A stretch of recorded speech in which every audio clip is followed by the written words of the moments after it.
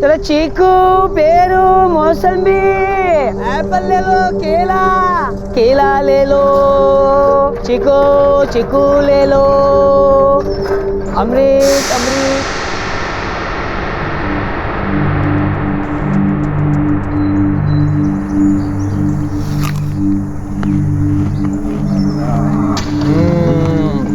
एकदम मीठा सेब, खाओ खाओ खाओ। अरे दादा अभी तक बोनी नहीं हुई है दादा। तो हम भी तो तुम्हारी बोनी ही करा रहे हैं ना। ऐसा मत करो, क्यों गरीब को लूट रहे हो?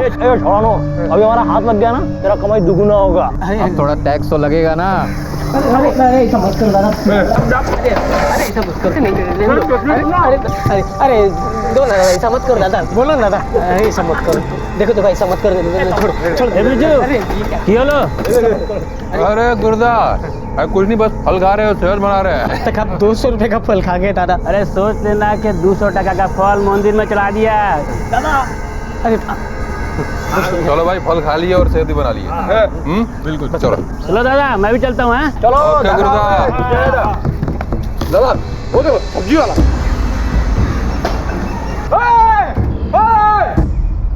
ओ दादा वो देखो कैसे भाग रहा है, देखो और बनाते हैं साले को। चल पला। ओ दादा तुम्हें पता ही जाच्छे, तुम्हें पता ही जाच्छे दादा।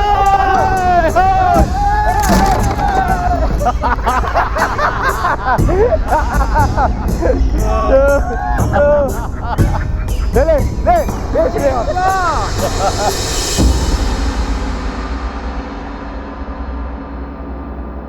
गांव हो या शहर, ऐसे असामाजिक तत्व देश के हर कोने में पनपते हैं। जाहिर सी बात है कि इनके सर पर किसी का हाथ तो जरूर है, और किसका हाथ है ये समझना भी कोई रॉकेट साइंस नहीं है। विधानसभा हो या संसद, इस देश में इन्हें पनाह देने वाले बहुत हैं।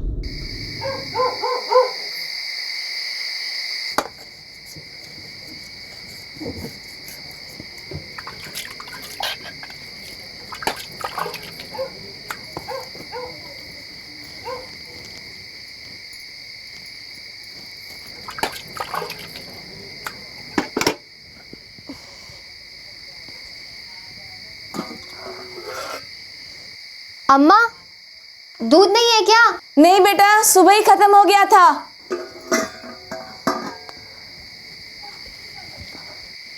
अम्मा सुबह के लिए जरा भी दूध नहीं है, बाबा को चाहिए होगा ना चाय के लिए, मैं नुक्कड़ से ले आऊं? हाँ जा, दराज में से पैसे ले लेना। और सुन, मैं सो रही हूँ, लाइट बंद करती हुई जाना। हाँ माँ।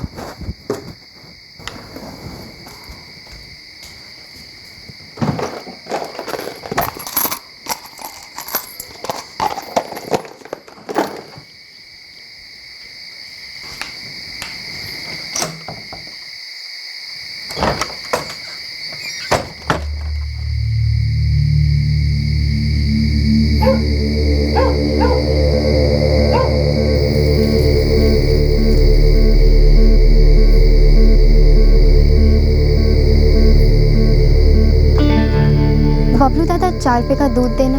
अरे बिटिया, 2 मिनट बाद आती तो दुकान बंद मिलती, मैं बस जा ही रहा था। ला।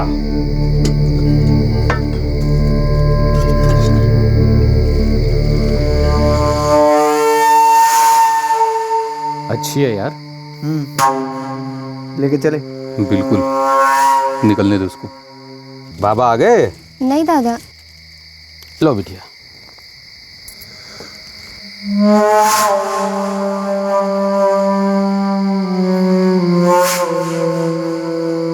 विद्या, ओ विद्या। जी दादा। अरे मैं तुझे ही बुलाने आ रहा था। क्यों, क्या हुआ? अरे कुछ नहीं, वो तेरे बाबूजी है ना, शिव कुमार जी, उन्होंने तुझे कोकिल रास्ते पे बुलाया। उन्हें रात में लौटने में लेट हो जाएगी, इसलिए तुझे कुछ देना है। अरे मैं तो तेरे ही घर आ रहा था, वो तो तू अच्छा हुआ कि मिल गई। अब जल्दी जा, उन्हें वापस काम पे भी जाना है। जा जा जा जा।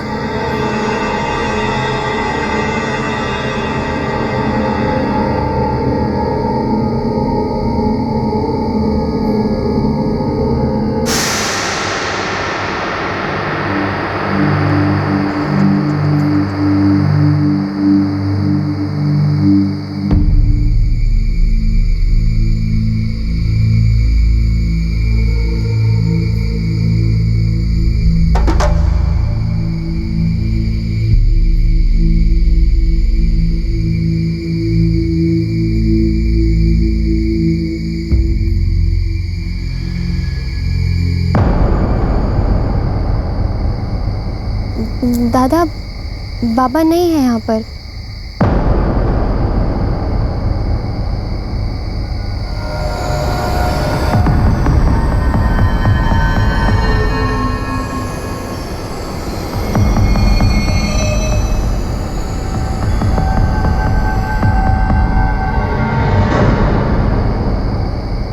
बाबा से मिलना है? चल तुझे बाबा से मिलाते हैं।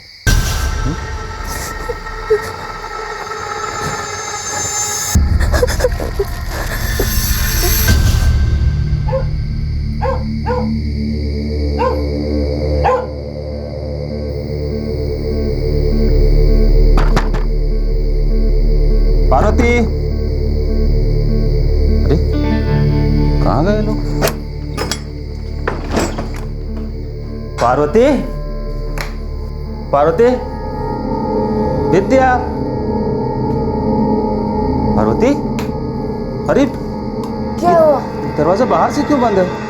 विद्या कहाँ? विद्या अभी तक आई नहीं। वो तो काफी देर पहले दूध लेने गई थी। क्या? दूध ले? विद्या, विद्या, अरे कहाँ गई थी वो? वो बबलू की दुकान से दूध लाने गई है। वो अभी तक लौट कर नहीं आई, तुमको पता तो करना चाहिए था। विद्या,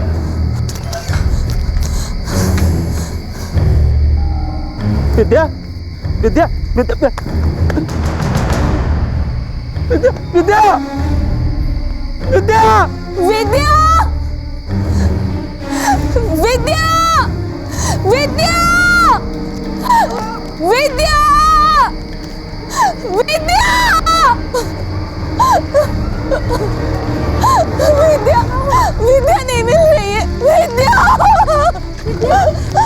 विद्या, विद्या, विद्या, विद्या, बबलू, वो तुम्हारी दुकान पर कब आई थी? मेरी दुकान पर 11:30 बजे दूध लेने आई थी, फिर वो निकल गई। मैं 12:15 बजे घर पहुंचा तो मेरा घर बाहर से बंद था। कहीं उसे कुछ हो तो नहीं गया? तू जल्दी चलिए ना, गांव में ढूंढते हैं। चलो चलो चलो चलो चलो। विद्या, विद्या, विद्या, उधर देखिए आप। विद्या, विद्या, विद्या, विद्या, विद्या, विद्या, विद्या, विद्या, विद्या, विद्या, विद्या, विद्या, विद्या, मेरी बच्ची। शिव दादा, विद्या को ढूंढते हुए हमें पूरे 5 घंटे हो गए। निश्चय ही उसके साथ कुछ हुआ है। हमको पुलिस स्टेशन जाना चाहिए। हाँ। चलो दादा, चलो चलिए। चलो चलो।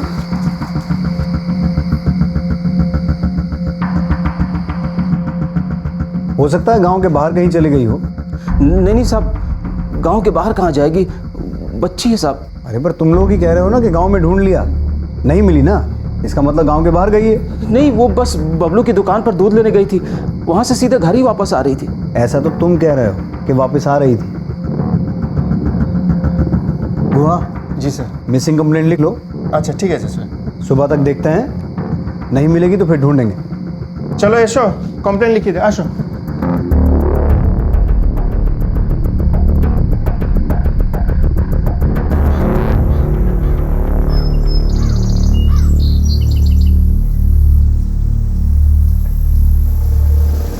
शिव दादा, शिव दादा, शिव दादा,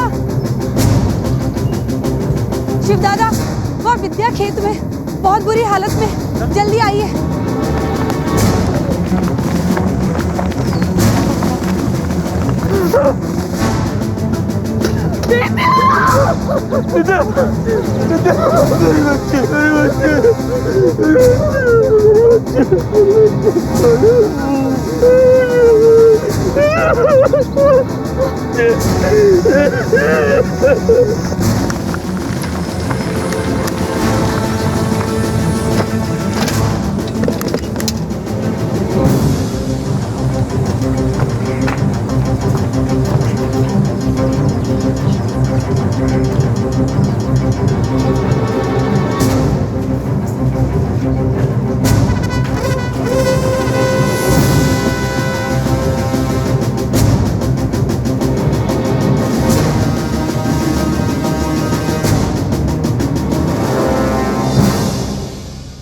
लड़की की माँ को छोड़ के आप सब लोग बाहर जाइए।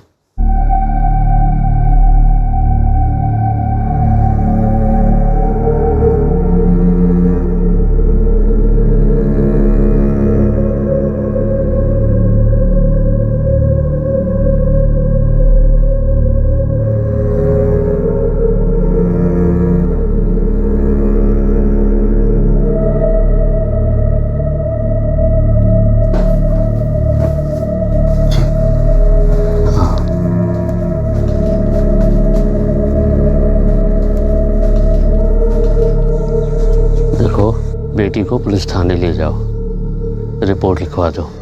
लेकिन डॉक्टर साहब, हुआ क्या उसे? तुम्हारी बेटी का बलात्कार हुआ है, बहुत बुरी हालत है उसकी।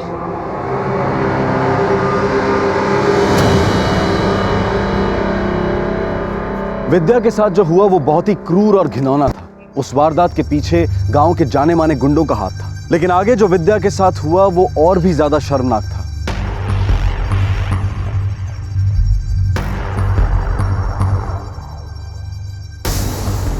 साहेब कुछ देर के लिए घर गया है, आप लोग यहीं पर बैठो, कुछ देर में आ जाएगा।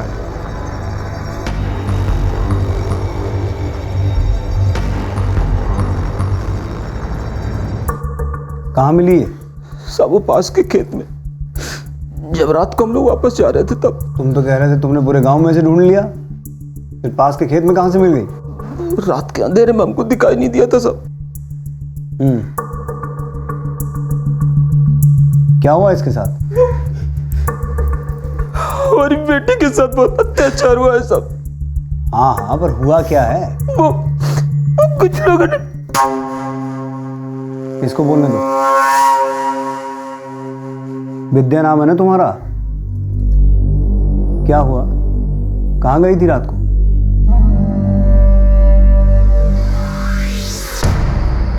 क्या चाहते हो तुम लोग?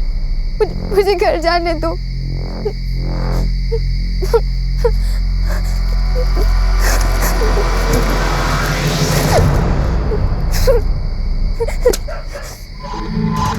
पक्का यही 5 लोग थे? बिरजू, बिनोय, दिवेश, जगत और तपन हालदार? जी साहब, मैं जानती हूँ उन लोगों को, इसी गांव में रहते। सब इन लोगों ने सबका जीना हराम कर रखा है, सारा गांव इन लोगों से परेशान है साहब। वो तुम हम पे छोड़ दो, हम देख लेंगे। गुहा जी सर। इस लड़की को मेडिकल के लिए लेके जाओ, फिर वापस आने के बाद कंप्लेंट लिखना। पहले हमें तो पता चले कि सच बोल रही है कि झूठ।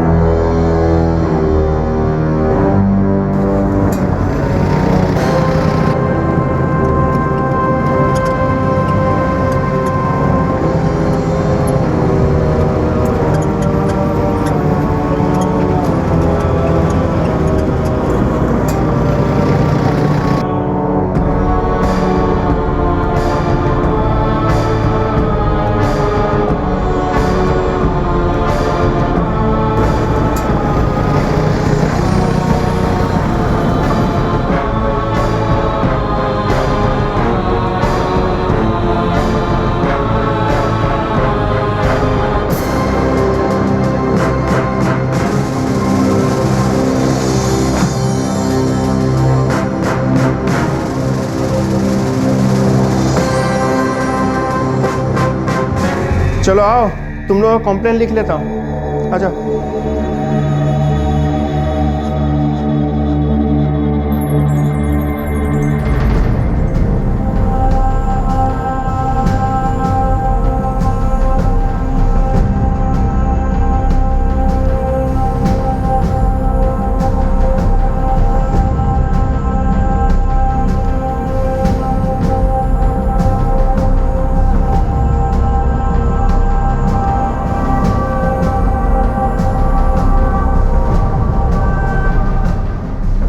पुलिस को कंप्लेंट रजिस्टर करने में पूरा 1 दिन लग गया।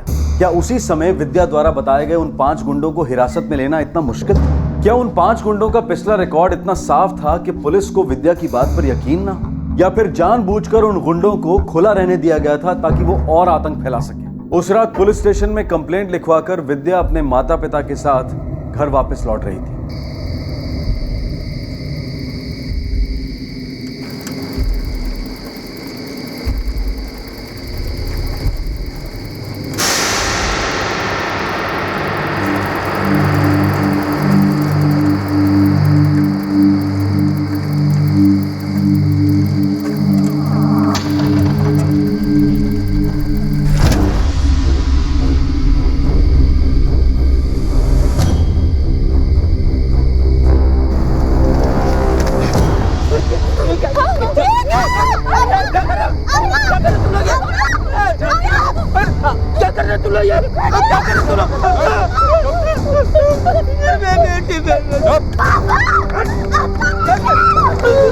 तुम लोगों की इतनी हिम्मत कि तूने मेरे और मेरे दोस्तों के खिलाफ पुलिस में रिपोर्ट लिखाई।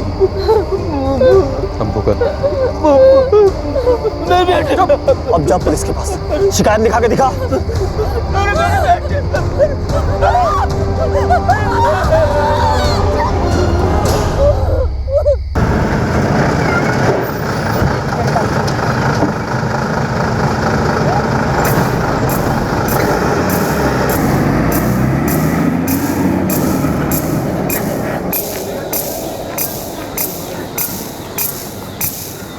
जीजा जी, अगर ये गुंडे विद्या को उठा ले गए हैं तो हम ऐसे हाथ पे हाथ धरे तो नहीं बैठ सकते ना। चलिए अभी पुलिस स्टेशन चलते हैं। पुलिस की करबे, अगर उन्हें गुंडा लोग को पकड़ना होता तो काल ही ना पकड़ लिया होता। আমি কি বলছি, हम लोगों को बिरजू, तपन, जगत, बिनोय और दिवेश के घर वालों से जाकर के बात करनी चाहिए। चलिए जीजा जी, बात करते जाके। मुझे पता नहीं वो कहाँ है, वो तो घर नहीं आता। अरे बिरजू और उसके दोस्त बिटिया को उठा ले गए हैं, छोटी बच्ची है वो। पहले ही उसके साथ इतना बुरा कर चुके हैं। हम आपसे विनती करते, हमें बता दीजिए वो कहाँ है। हमें जाने ना बिरजू कहाँ है, वो तो कभी घर नहीं आता। आप लोग समझते क्यों नहीं? लेकिन आप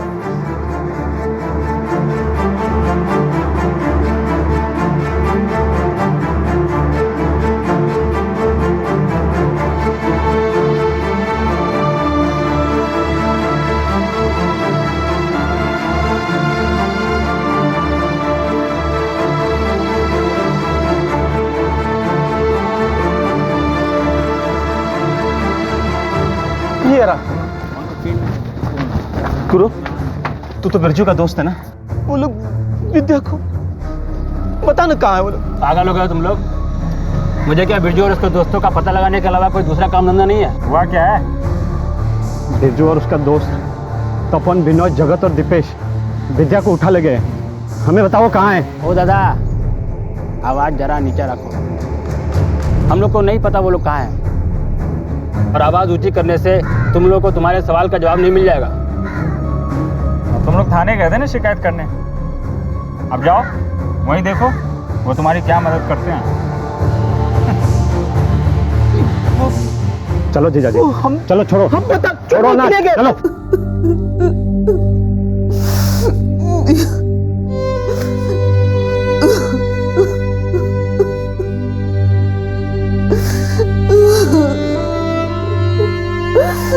मेरी बच्ची को कहाँ ले गए होंगे, न जाने क्या हालत की होगी।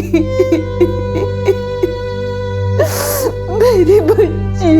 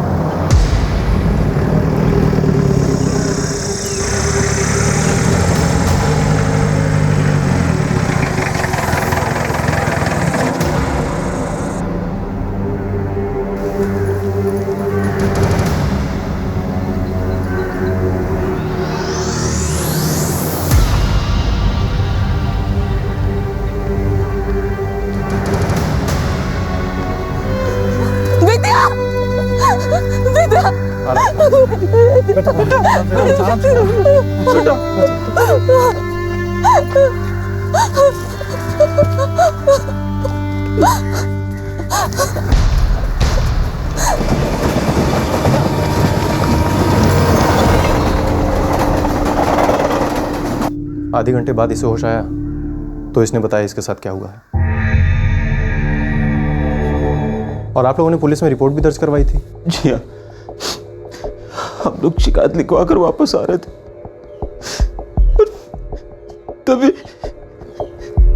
तभी वो लोग इसको उठा कर ले गए। हमारे हिसाब से आप लोगों को दोबारा उसी थाने में जाकर एक और रिपोर्ट दर्ज करवानी चाहिए। वो लोग सब संभाल लेंगे। गुंडों को सजा दो, सजा दो, सजा दो।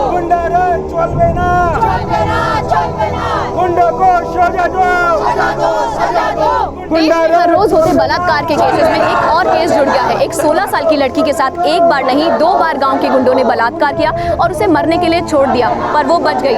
लेकिन चौंकाने वाली बात नहीं है कि अब तक पुलिस ने उन गुंडों के खिलाफ कोई एक्शन नहीं लिया है। सर, वो मीडिया वाले आपसे कुछ बात करना चाहते हैं। उनको बोलो मैं बिजी हूँ, अपना काम करूँ या उनके सवालों का जवाब दूँ। अरे क्या नाटक लगा के रखा है तुम लोगों ने? पहली बार जब तुम लोग आए थे तो तुम्हारा रिपोर्ट दर्ज किया था ना। अब हमको कैसे पता होगा कि फिर से तुम्हारी बेटी को उठा के ले जाएंगे? बताओ दूसरी बार क्या हुआ? एक हुआ कंप्लेंट लिखो इनका। बोलून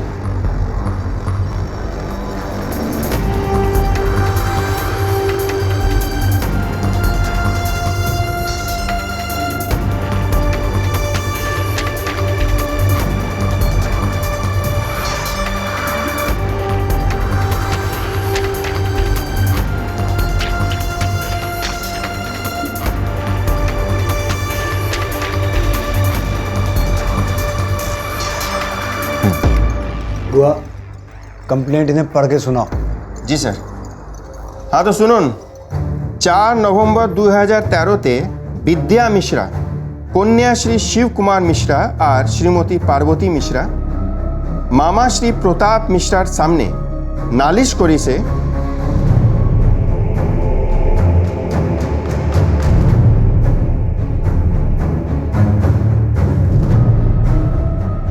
एजनिन साइन করুন।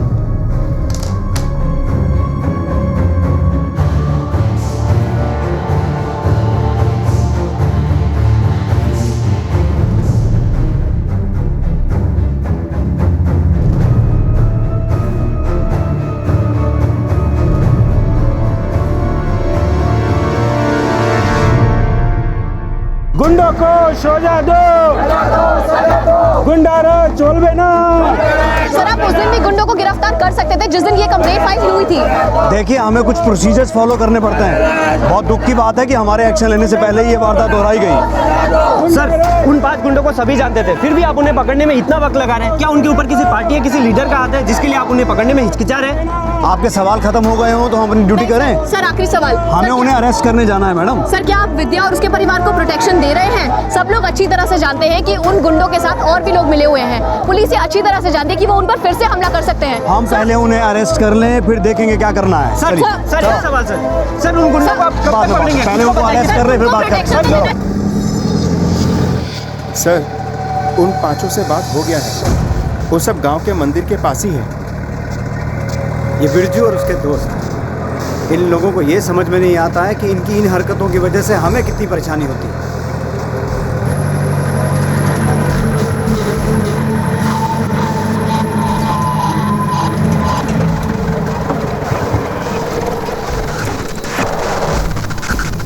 क्या तुम लोगों ने कितना बड़ा हंगामा खड़ा कर दिया है? अरे की होलो, क्या हंगामा? आपके ऑर्डर पर सरेंडर तो कर रहे हैं ना। चलो गाड़ी दे बॉस। चलो तातरी चलो, आसो आसो।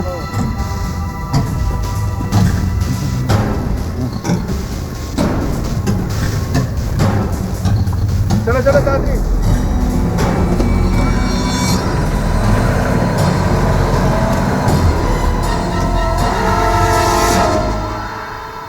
देखो हमको जो बोला गया है उसके हिसाब से ही कांस्टेबल तुम्हारे घर के बाहर छोड़ के जा रहा हूँ। ये दिन रात तुम्हारे घर के बाहर ही रहेंगे, पर फिर भी अच्छा यही रहेगा कि विद्या घर के अंदर ही रहे। 16 साल की बच्ची हो, अभी भी सदमे में है सर। तुमको क्या लगता है मैं ये सब समझता नहीं हूँ? मुझे कुछ पता नहीं। तुम अपनी बेटी को संभालो, सावधानी बरतो, और हाँ उसे एक बार पुलिस स्टेशन आना होगा उन 5 की पहचान करने के लिए। सर अब जाओ और ध्यान रखो उसका।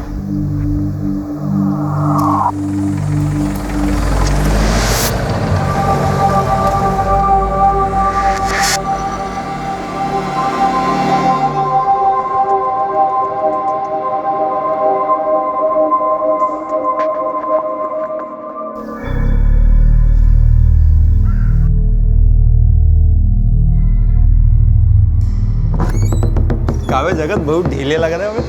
हाँ यार, मच्छरदानी सोए नहीं रात में क्या? मच्छर बहुत है। दादा जगत के लिए मच्छरदानी मंगवा दो, सोए नहीं जाए। बातें नहीं, चलो लाइन में लगो सब लोग, चलो लाइन में। আরে লাইনই তো আছে।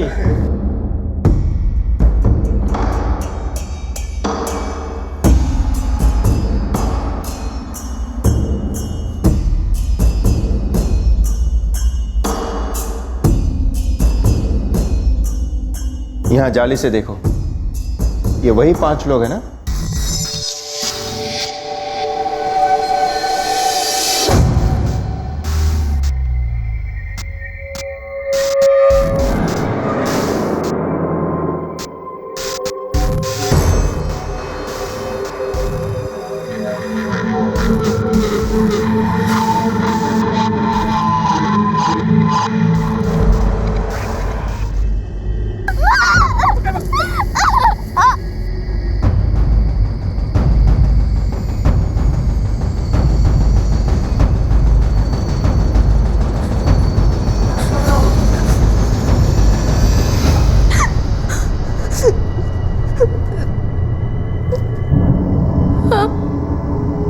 यही थे।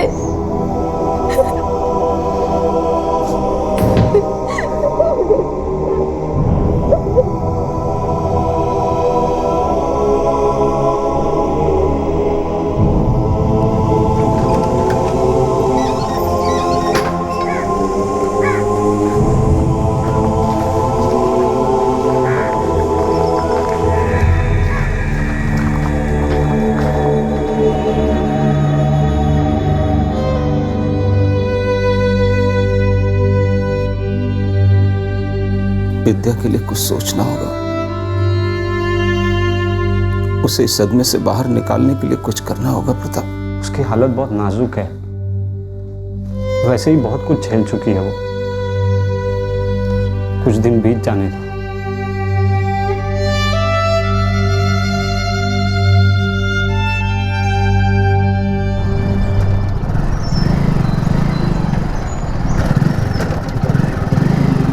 पार्वती जी, कैसे हैं आप? वो सुना मैंने, वो आपकी लड़की के साथ जो हुआ ठीक नहीं हुआ, पर जो अब होना था वो तो हो चुका है। अब बातों को और खींचने से क्या फायदा? क्या मतलब है तुम्हारा? शिकायत वापस ले लो अपनी। बरसों तक कोर्ट कचहरी के चक्कर लगाने पड़ेंगे। अरे अपनी बेटी पे ध्यान दो, कहाँ इन सब चक्रों में पड़े हो? पिस जाओगे।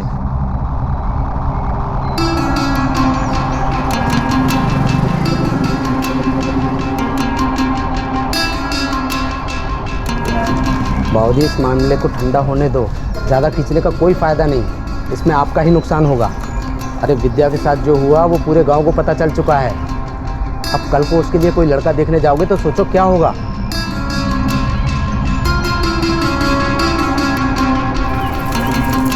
ओ शिव दादा, क्यों इतना झंझट कर रहे हो? केस वापस ले लो, नहीं तो अच्छा नहीं होगा। साहब, घर के अंदर तो सब ठीक है क्योंकि बाहर कांस्टेबल है, लेकिन बाहर गांव में लोग खुलेआम जीजाजी और दीदी को धमका रहे हैं साहब। और विद्या कब तक घर के अंदर बंद रहेगी साहब? क्यों? इस हालत में भी उसे बाहर घूमने जाना है? मुझे लगता है इस हालात में तुम्हें उसकी सुरक्षा के बारे में सोचना चाहिए, ना कि बाहर घूमने फिरने के बारे में। और एक बात मैं साफ साफ बता दूं कि मेरे पास तुम लोगों के घर के बाहर तक सिक्योरिटी देने की ताकत है। पूरी पुलिस फोर्स को तुम्हारे पीछे नहीं लगा सकता कि जब भी तुम लोग घर के बाहर निकलो तो पूरी पुलिस फोर्स तुम्हारी सिक्योरिटी के लिए तुम्हारे पीछे पीछे घूमे। अब तुम लोग कोई वीआईपी तो हो नहीं।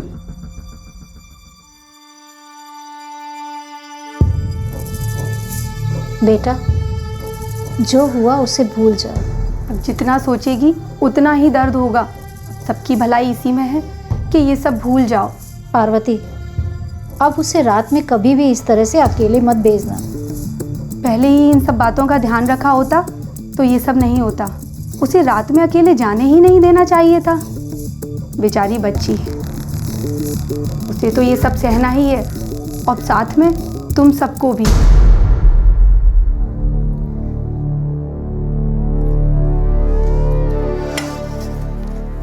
लोगों की बातें चुभती है। हम करें क्या? जब देखो तब कोई ना कोई आके धमकी देकर चला जाता है। पुलिस भी हमारी मदद करने के लिए तैयार नहीं है। और अगर वो लोग वापस आ गए तो हम लोग कुछ नहीं कर पाएंगे। एक बात बोलूं जीजा जी? बोलो। आप लोग मेरे साथ शाकाती चलो, मैं आप लोगों के लिए वहाँ एक घर ढूंढ लूँगा, अच्छा रहेगा। वहाँ आप लोगों को कोई पहचानता भी नहीं होगा। मुझे लगता है प्रताप ठीक कह रहा है। नई जगह में आप लोगों को कोई परेशान भी नहीं करेगा और ये सब चीज़ें पीछे छूट जाएगी।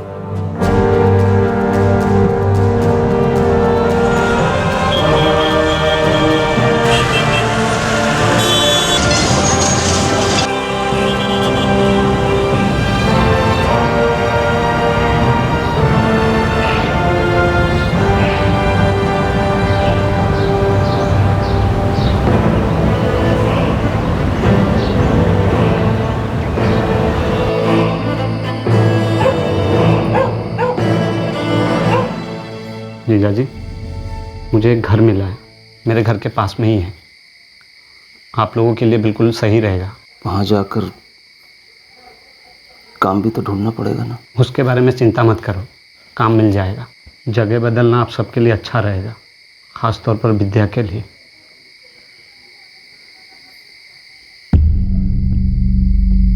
और तुम लोग जा कहाँ रहे हो?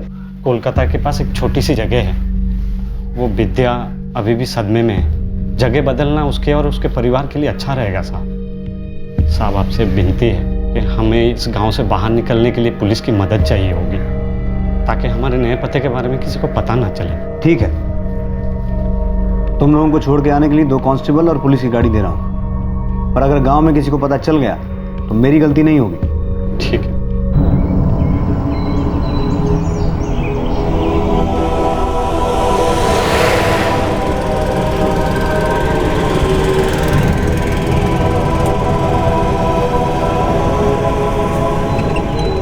विद्या का परिवार गांव छोड़कर चला गया, इस जिल्लत और रोज रोज के तानों और धमकियों को पीछे छोड़ के। उनके साथ बुरा हुआ था, लेकिन फिर भी एक गुमनामी की जिंदगी उन्हें ही चुननी पड़ी। लेकिन क्या उनकी तकलीफों ने उनका पीछा छोड़ा? जहां वो गए थे, क्या वहां उनका परिवार सुरक्षित था? पार्वती, मैं निकल रहा हूं।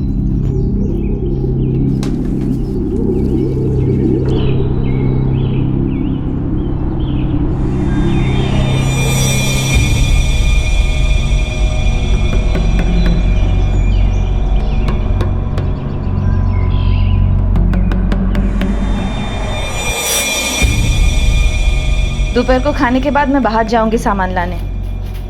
तू घर पे ही रहना, कोई भी आए तो दरवाजा मत खोलना। ठीक है।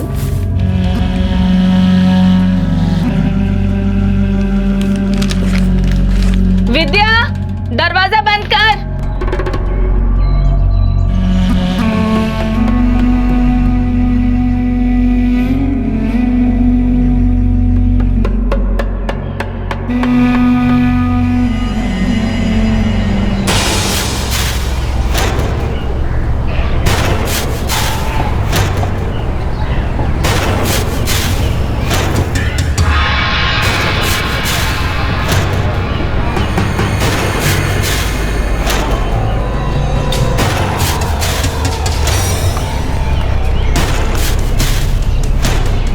बौदी,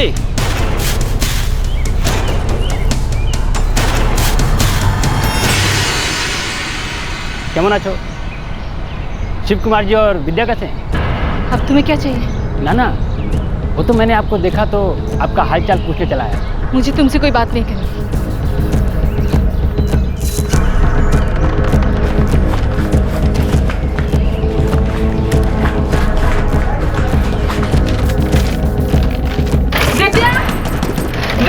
दरवाजा खोलना हो।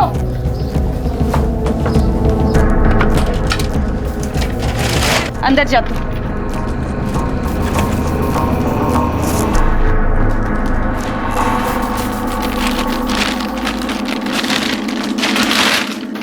क्या हुआ माँ? कुछ नहीं। रुक, दरवाजा मत खोलना। माँ कौन है दरवाजे पे? तू यहीं पे रुक, मैं देखती हूँ।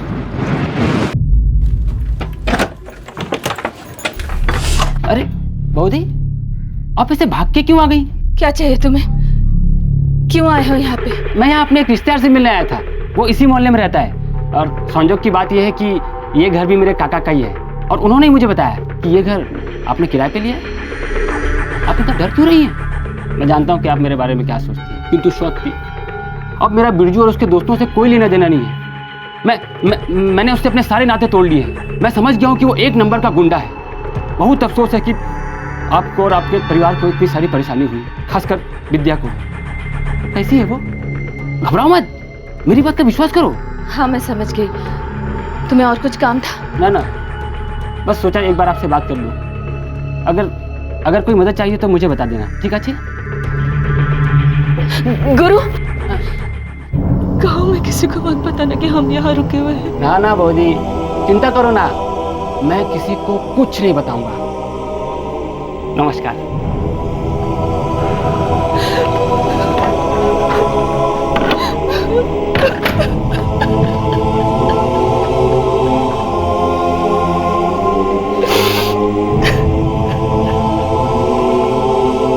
क्या? ये कब हुआ? आज दोपहर को।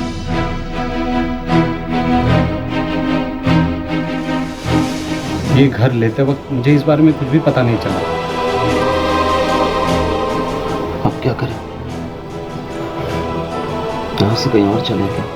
मुझे लगता है ये लोग सच ही बोल रहे होंगे और दोबारा शायद यहाँ ना आए।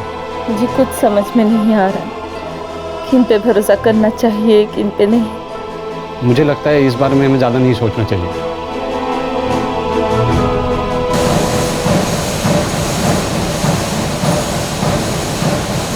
पार्वती, तुम तो कह रही थी कि तुम पबूजा से आई हो। हाँ हाँ, हम पबूजा से आए हैं। ममता तो कह रही थी कि तुम लोग रुईबागाची से आए हो। विद्या के साथ वहाँ कुछ हो गया था, इसलिए चले आए यहाँ।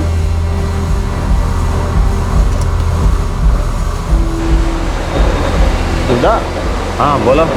तुम्हारे साथ तुम्हारे गांव में कोई पुलिस केस हुआ था क्या? नहीं नहीं, तुमको किसने बोला? अरे वो विश्वजीत बता रहा। नहीं,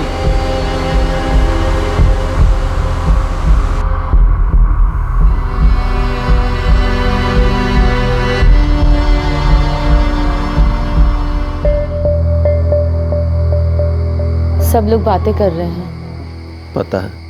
इस सब से बचने के लिए तो हम यहाँ आए थे। क्या गुरु यहाँ पर यही खबर फैलाने के लिए आया था?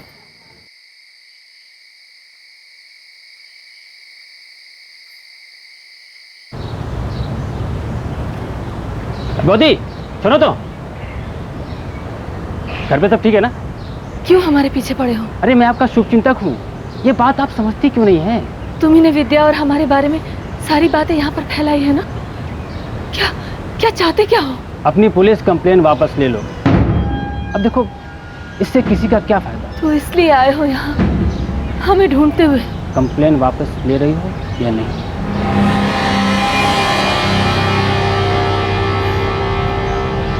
मुझे मेरे पति से बात करनी होगी।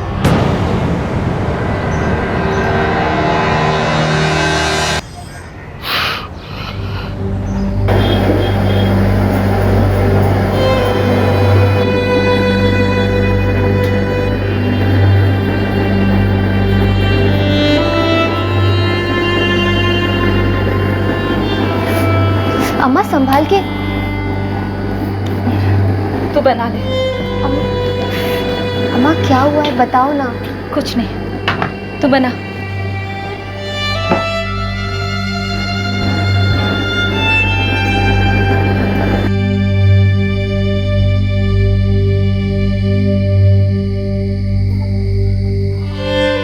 प्रताप बाहर काम से गया है, उसे वापस आ जाने दे, फिर बात करते हैं। शायद हमें शिकायत वापस ले लेनी चाहिए। उन्हें पता है हम कहाँ हैं। अगर यहाँ पर आकर कुछ कर दिया तो कब तक भागते फिरते रहेंगे?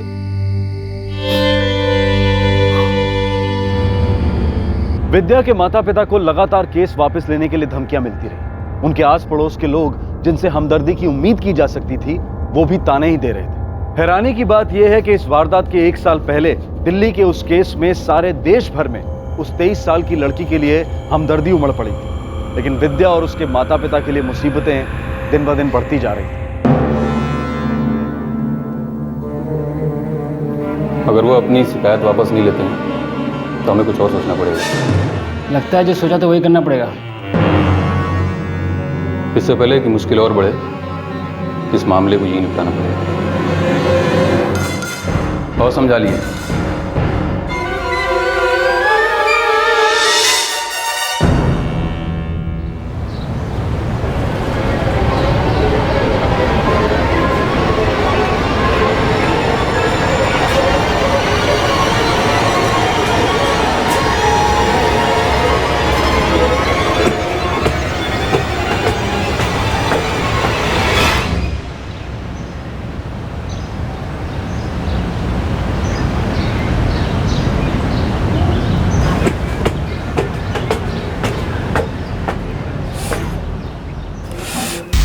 विद्या, विद्या, विद्या, विद्या, विद्या,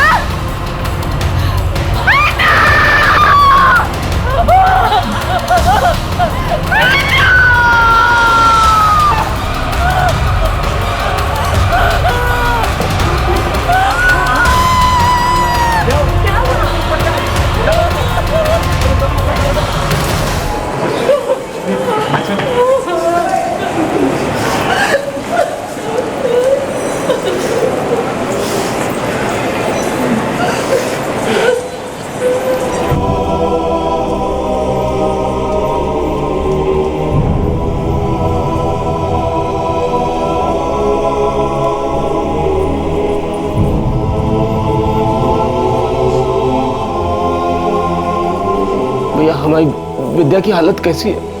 आप डॉक्टर साहब से पूछिए, वही ठीक से बता पाएंगे। विद्या बेटा, कैसी है तू?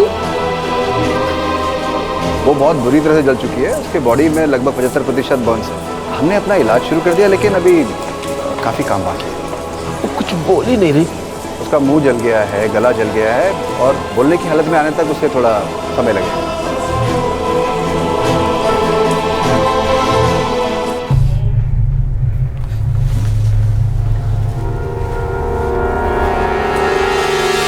साहब, उसकी माँ जब घर लौटी तो दरवाजा खुला हुआ था, लेकिन पड़ोसियों ने उन दोनों मुकेश और गुरु लाहिरी को सीढ़ियों से नीचे उतरते हुए देखा था साहब।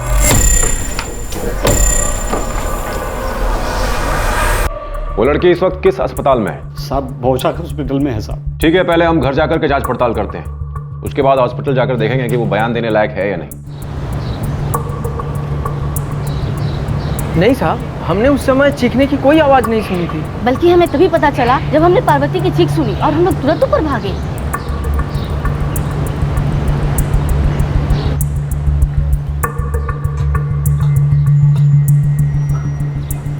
सर, लगता है उसने इस स्टोव का सारा केरोसिन खुद पे डालकर खुद को जला दिया है। सारा सैंपल ले लो। ठीक है sir. Sir, attempt to suicide का केस लग रहा है। हाँ, हो सकता है। चलो अस्पताल चलकर देख लेते हैं वो लड़की बयान देने की हालत में है या नहीं।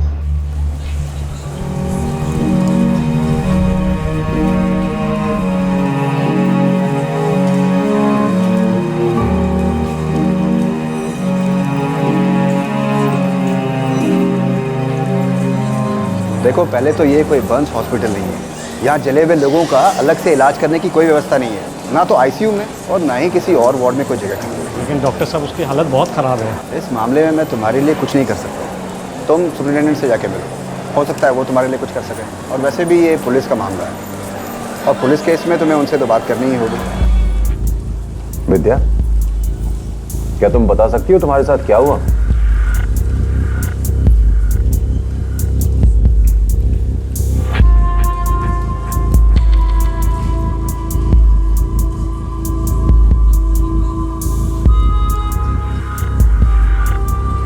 साहब, ये उन कंप्लेंट्स की कॉपी है जो हमने रूई बागची पुलिस थाने में दर्ज करवाए थे। और जहाँ तक मुझे पता है, ये सारे आरोपी अभी जेल में हैं। और ये दोनों, मुकेश और गुरु लाहिरी, इनके दोस्त हैं साहब। और इन्होंने कई बार मेरे दीदी और जीजा जी को धमकाया है।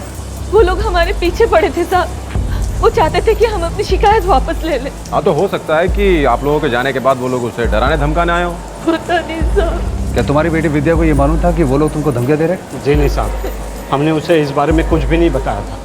वो वैसे ही इतना कुछ सह चुकी थी साहब। देखो, हमने घर की जांच की है और उसको देखकर यही लगता है कि वहाँ पर वो लोग उसे डराने धमकाने आए थे और उसके बाद में उसने खुदकुशी करने की कोशिश की।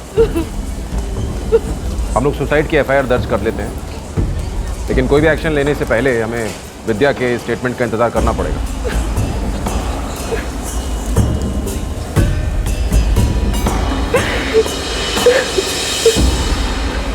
स्टेटमेंट का इंतजार करना पड़ेगा।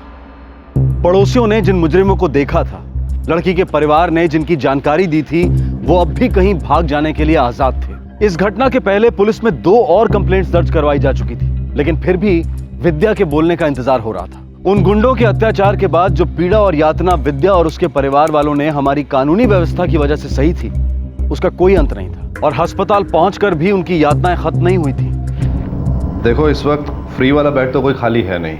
हाँ, अगर तुम थोड़ा पैसा खर्चना चाहो तो मैं तुम्हारे लिए एक बेड का इंतजाम कर सकता हूँ। साहब, उसको एक अच्छे वार्ड में भर्ती करवा दीजिए, उसकी हालत बहुत ख़राब है। मैं तुम्हें एक लिस्ट देता हूँ, इससे तुम देख के डिसाइड कर लो कि तुम्हें कितना पैसा खर्चना है।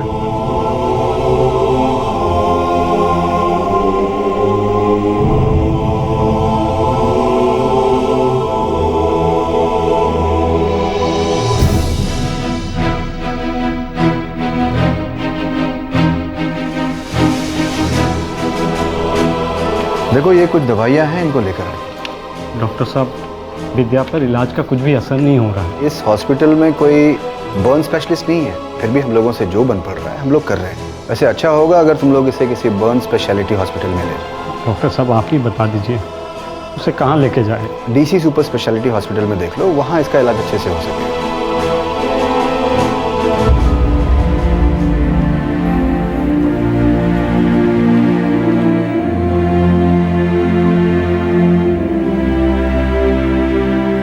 इस वक्त हमारे पास कोई भी बेड खाली नहीं है। विद्या 75% जल चुकी है, उसको इलाज की बहुत ज़रूरत है। देखो, मैं तुम्हारी बात समझ रहा हूँ, लेकिन मैं कुछ नहीं कर सकता। जब कोई बेड ही नहीं खाली तो फिर हम पेशेंट को कहाँ रखेंगे? तुम ऐसा करो, कल आओ, फिर देखते हैं। नहीं, आज भी कोई बेड खाली नहीं।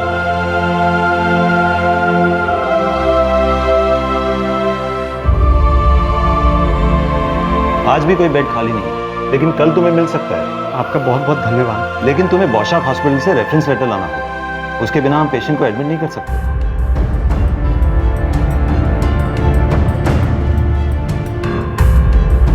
देखिए, मैं आपको पहले ही कह चुका हूं कि मैं आपको ऐसे रेफरेंस लेटर नहीं दे सकता। ज़्यादा से ज़्यादा मैं आपको डिस्चार्ज लेटर दे सकता हूं, ठीक है? उसके लिए आपको बॉन्ड साइन करना होगा कि अगर हॉस्पिटल चेंज करते वक्त विद्या को कुछ हो गया तो उसमें हमारी कोई जिम्मेदारी नहीं है। अब हम क्या करें साहब? सुपरिटेंडेंट साहब भी ऑफिस में नहीं है। देखिए, आपको प्रसन्नजीत जी के ऑफिस में आने का इंतजार करना ही होगा।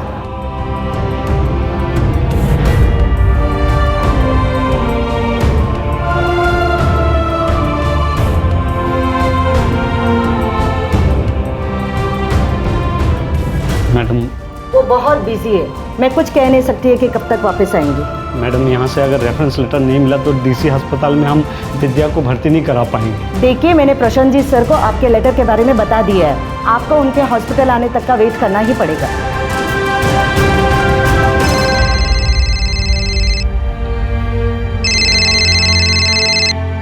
हाँ साहब, हाँ साहब, मैं आपको फ़ोन करने ही वाला था साहब। प्रताप, मैं तुम्हें कब से स्टेटमेंट देने के लिए फ़ोन कर रहा हूँ, तुम आए नहीं। कहाँ हो? वो सब विद्या के इलाज के लिए थोड़ा भागा दौड़ी कर रहा था साहब, इसीलिए। क्या वो बोलने की हालत में है?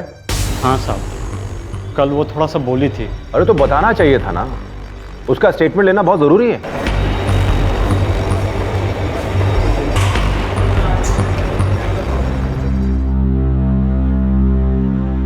विद्या, क्या आप थोड़ा जोर से बोल सकती हैं?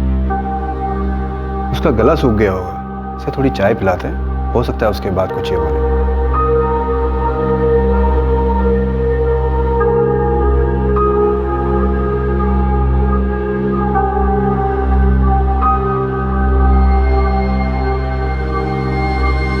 अब मैं इसका स्टेटमेंट लेने जा रहा हूं। परिवार वालों को बाहर रहना होगा।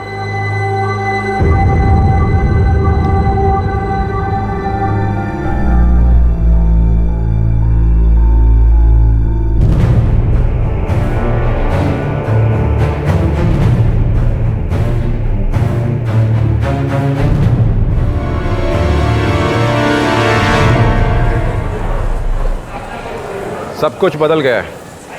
क्या क्या बदल गया साहब? विद्या के बयान के हिसाब से सब कुछ बदल गया है। उसने खुदकुशी करने की कोशिश नहीं की। उसने जो कहा उसके हिसाब से तो ये अटेम्प्ट टू मर्डर का केस बनता है।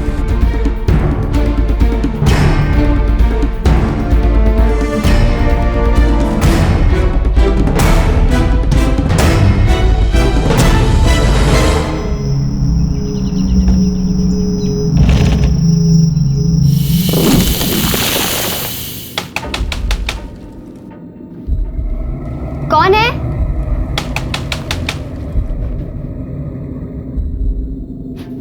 कौन है?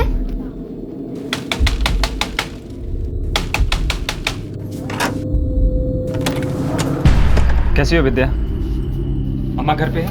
नहीं, अम्मा बाजार गई है। हमें उनसे कुछ काम था, कुछ बात करनी थी। आप लोग बाद में आ जाइए, अभी है नहीं वो। अगर तुम्हें ठीक लगे तो क्या हम लोग अंदर इंतजार कर सकते हैं? डरो मत विद्या, हमारी बात तुम्हारे अम्मा बाबा से पहले ही हो चुकी है। क्या है कि अम्मा को गांव में कुछ काम है, इसलिए हम दोनों आए हैं।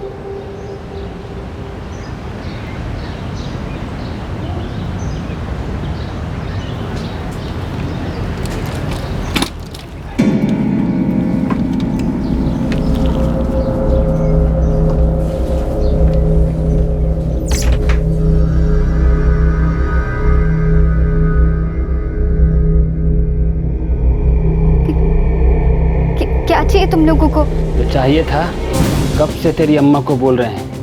इतनी बार कहा कि पुलिस कंप्लेंट वापस ले ले, लेकिन उसने सुना ही नहीं। अगर सुन लेती तो सबके लिए अच्छा होता।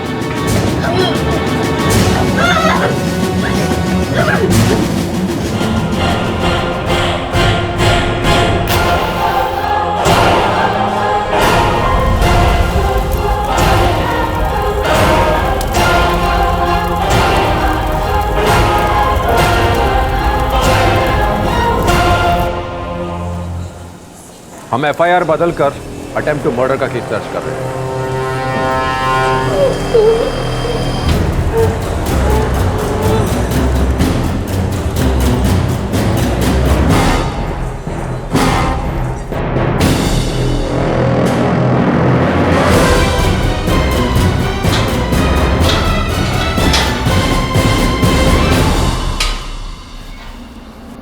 बिरजू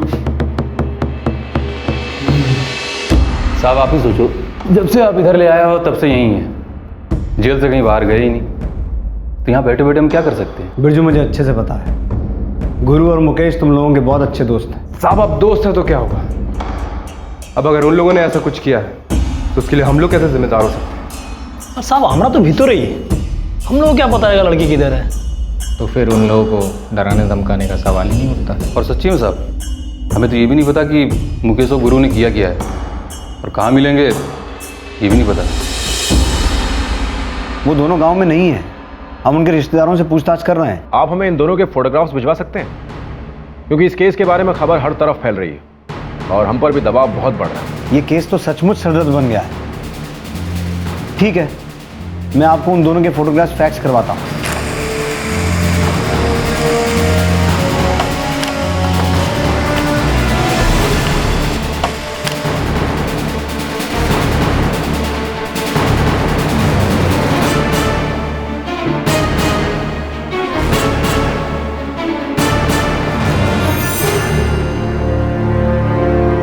देखो प्रताप, हम जानते हैं कि आज इस केस की चर्चा चारों तरफ हो रही है, लेकिन तुम बिल्कुल मत घबराओ। विद्या का अच्छे से अच्छा इलाज अब हम करें। मैं और मेरे जीजा जी कई दिनों से काम पे नहीं जा पा रहे, हमारे पास बिल्कुल भी पैसा नहीं है देने के लिए। आप हमें रेफरेंस लेटर दे दीजिए, हम कैसे भी आपके अस्पताल का पैसा लौटा देंगे साहब। अरे कैसी बातें कर रहे हो प्रताप, विद्या के इलाज का सारा खर्चा अब हमारा अस्पताल उठाएगा, यह हमारा फर्ज है।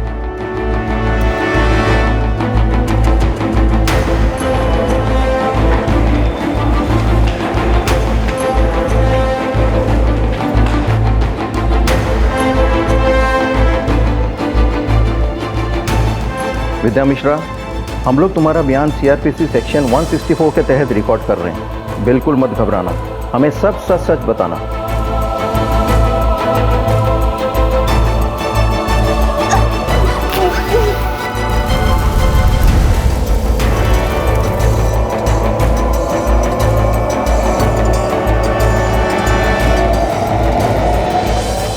क्या वो दोनों यही हैं? वो आखिरी बार उसकी जान ले गया। एक 16 साल की लड़की ने दम तोड़ दिया, लेकिन मौत के बाद भी उसे और उसके परिवार को शांति नहीं मिली। सर उस लड़की विद्या की मौत हो चुकी है। व्हाट? सर सब जगह खबर फैल गई है, मीडिया यहाँ तक पहुँच गई और अब सिचुएशन थोड़ी सी डिफिकल्ट हो सकती है सर। उस लड़की की बॉडी कहाँ है सर? सर अभी बौशाक हॉस्पिटल। लड़की के घर वालों ने अस्पताल वालों से बॉडी को कोल्ड स्टोरेज में रखने की दरख्वास्त की है। सर उनके गाँव से कुछ रिश्तेदार वहाँ पर आने वाले हैं। ये मामला हमें बहुत बड़ी परेशानी में डाल सकता है, हम सब उलझ जाएंगे, कुछ करना होगा। मैंने हॉस्पिटल को बॉडी संभाल के रखने के लिए कह दिया है। आप लोग चाहो तो उसे कोल्ड स्टोरेज में भी रख सकते हो।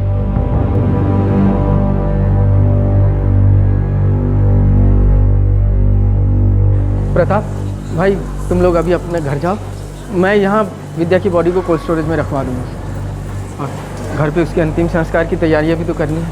अब तक तो कई रिश्तेदार भी आ चुके हैं। तुम यहाँ का चिंता मत करो, मैं सब संभाल लूँगा। आपका बड़ा एहसान होगा देवाशीष दादा। अरे इसमें एहसान की कोई बात नहीं है प्रताप, हम पड़ोसी हैं तो ऐसे में एक पड़ोसी। देवाशीष दादा, ये विद्या का डेथ सर्टिफिकेट।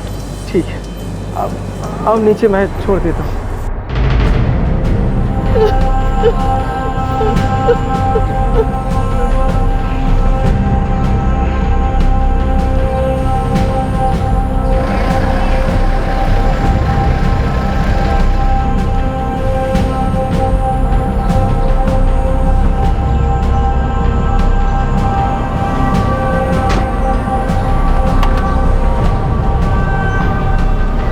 चलिए।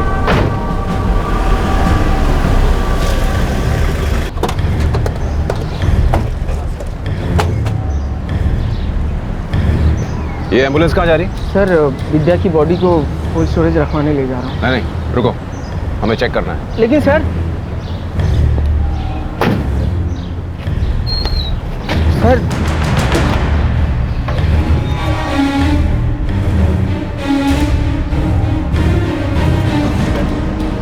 हम इसे ले जाएंगे। इस बॉडी को यहाँ से सीधे शमशान घाट ले जाना होगा। लेकिन सर विद्या के परिवार वाले कोई है नहीं यहाँ पे, वो घर पे इसके अंतिम संस्कार का इंतजाम कर रहे हैं। देखो हमारे पास ऑर्डर्स हैं, इस लाश को सीधे शमशान घाट ले जाना होगा। तुम भी चलो।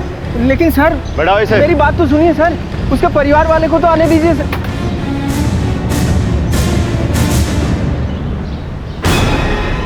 अरे वो आदमी कहाँ गया? अरे अभी तो यहीं था। कोई बात नहीं, लड़की के घर वाले को खबर कर दो कि सीधा शमशान घाट पहुंच जाए। हाँ ठीक है, चलो।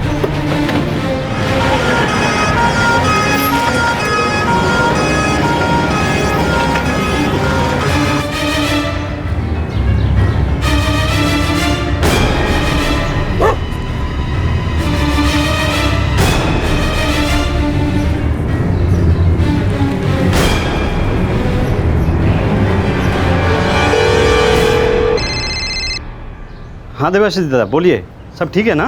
नहीं प्रताप, कुछ ठीक नहीं है भाई। हम जैसे ही अस्पताल से निकल रहे थे एम्बुलेंस को लेकर, वहाँ पे पुलिस आ गई अचानक, हमारी एम्बुलेंस रुकवा ली। और हाँ, उनके साथ वो कोलकाता पुलिस वाले भी थे वहाँ पर, और वो लोग विद्या की बॉडी को सीधा शमशान घाट ले गए। क्या? हाँ भैया, मैं तो वहाँ से किसी भी तरह भाग निकला, लेकिन वो विद्या की डेथ सर्टिफिकेट मेरे पास ही है।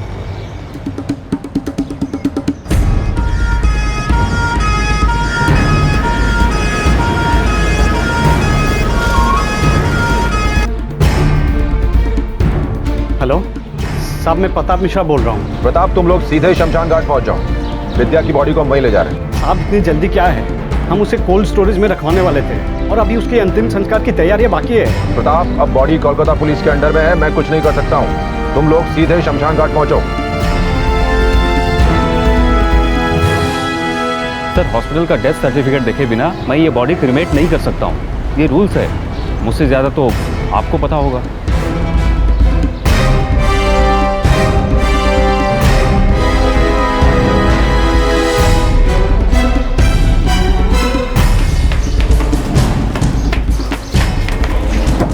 ऐसा कैसे होगी? हेलो प्रताप, तुम लोग कहाँ हो? अभी तक शमशान घाट क्यों नहीं पहुंचे? हम लोग पूरी रीति रिवाज किए बिना विद्या का अंतिम संस्कार नहीं करेंगे। प्रताप, तुम लोग समझने की कोशिश करो, ये मामला कोलकाता पुलिस के हाथ में है। देखो वो लोग तुम्हारा वहां इंतजार कर रहे हैं कि तुम लोग विद्या का डेथ सर्टिफिकेट लेकर वहां पहुंचो। देखो अगर तुम लोग वहां पर टाइम पर नहीं पहुंचे ना, तो वो लोग विद्या का एक लावारिस लाश की तरह दाह संस्कार कर देंगे। हम लोग ऐसे जल्दबाजी में उसका अंतिम संस्कार नहीं करेंगे। वो लोग अभी के अभी उसका अंतिम संस्कार करना चाहते हैं। लेकिन क्यों?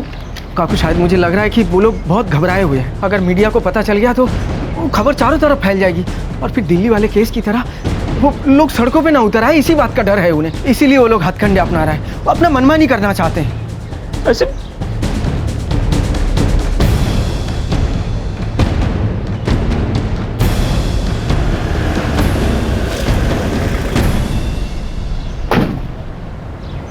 मैडम, अब जब कुछ नहीं बचा तो ये लोग डरा धमका के जोर जबरदस्ती विद्या का अंतिम संस्कार जल्द से जल्द करवाना चाहते हैं। हम बस इतना चाहते हैं कि उसका अंतिम संस्कार पूरे रीति रिवाज के साथ हो। वो ठीक से जी तो नहीं सकी और अब ये लोग मरने के बाद भी उसे शांति देना नहीं चाहते। आप लोग फिक्र मत करो, वो ऐसा नहीं कर सकते। हम लोग कुछ करते हैं। मैडम, आप लोग जल्दी से आ जाओ। किससे बात कर रहे हैं? मैडम, किस बात कर रहे हैं?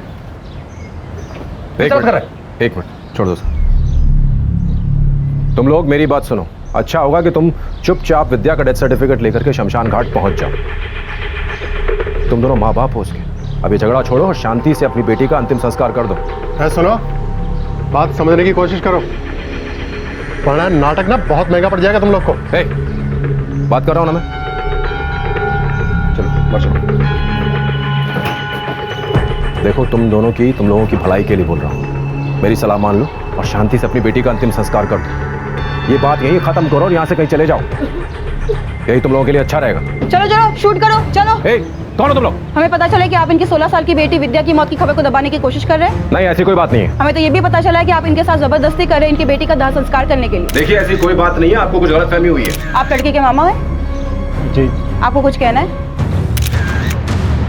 जी।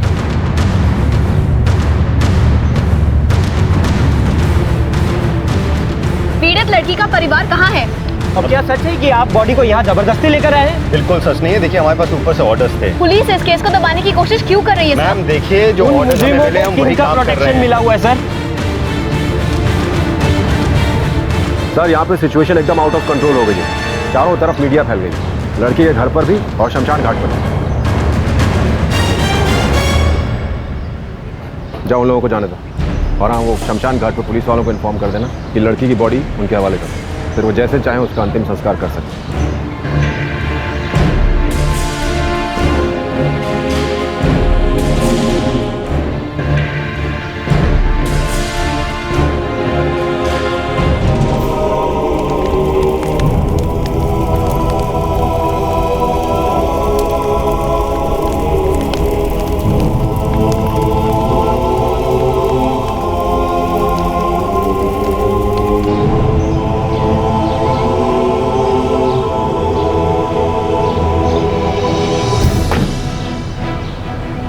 लेकिन दूसरी एफआईआर तो सिर्फ छेड़छाड़ की थी, रेप की कोई रिपोर्ट नहीं लिखाई गई। पर लड़की के घर वालों का तो कहना है कि उन्होंने रेप की एफआईआर दर्ज करवाई थी। जी नहीं, यहाँ तक कि एफआईआर की कॉपी उन्हें पढ़ के सुनाई गई थी। लेकिन उन लोगों का कहना है कि उन्हें बंगाली ठीक से समझ में नहीं आती। अब इस बारे में हमें कुछ नहीं बताया गया। देखिए, केस क्राइम ब्रांच के हाथ में है और उन्होंने ही विद्या के कातिलों को अरेस्ट किया है और वही इस केस को हैंडल कर रहे हैं। हमने तो सिर्फ अपराधियों को अरेस्ट किया है, ये केस हमारे पास दर्ज नहीं है। आप लोगों को ये प्रश्न तो रुईबाग पुलिस से करने चाहिए। अरे आप लोग मेरे पीछे क्यों पड़े हैं? ये केस अब शाखाती पुलिस के पास है, आप उनसे पूछिए। देखिए, मैं आपको पहले कह चुका हूं कि ये केस क्राइम ब्रांच के हाथ में है। इससे ज्यादा इंफॉर्मेशन मैं आपको नहीं दे सकता।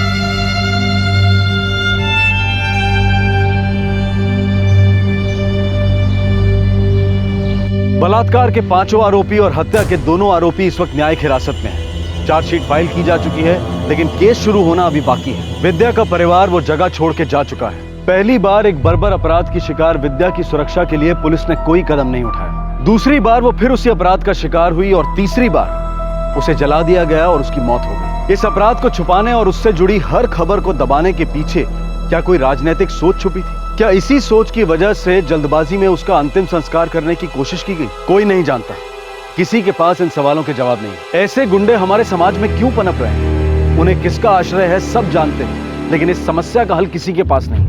हमारे प्रशासन के पास तो बिल्कुल नहीं। सिर्फ टेलीविजन पर होने वाली चर्चाओं में सारी राजनीतिक पार्टियों के प्रवक्ता अपनी पार्टी की एफिशिएंट गवर्नेंस यानी कि निपुण और प्रभावशाली प्रशासन की बातें करते हैं। बताते हैं कि उनकी पार्टी क्या परिवर्तन लाई। हर पार्टी अपने आप को सच्चाई और ईमानदारी का स्रोत बताती है, अच्छे प्रशासन का पथ प्रदर्शक बताती है, लेकिन ये सारी हवाई बातें हैं। हमारे नेता खुद ऐसे असामाजिक लोगों की बोली बोलते हैं, उनकी हाँ में हाँ मिलाते हैं, अपनी पार्टी के कार्यकर्ताओं की गुंडागर्दी को नजरअंदाज करते हैं। वो खुद बलात्कारियों के पक्ष में बोलते हैं। विद्या सिर्फ 16 साल की थी, उसे जीने का हक था, उसे सुरक्षित महसूस करने का अधिकार था, उसे एक ऐसे प्रशासन का अधिकार था जो उसके परिवार को इस तरह से दर दर भटकने पे मजबूर ना करता। प्लीज वोट कीजिए और एक ऐसे आदमी के लिए वोट कीजिए जो ना गुंडागर्दी की भाषा बोलता हो, ना गुंडागर्दी करता हो और ना ही गुंडागर्दी को प्रोत्साहित करता हो। आपसे फिर मुलाकात होगी क्राइम पेट्रोल दस्तक में एक और नए केस के साथ।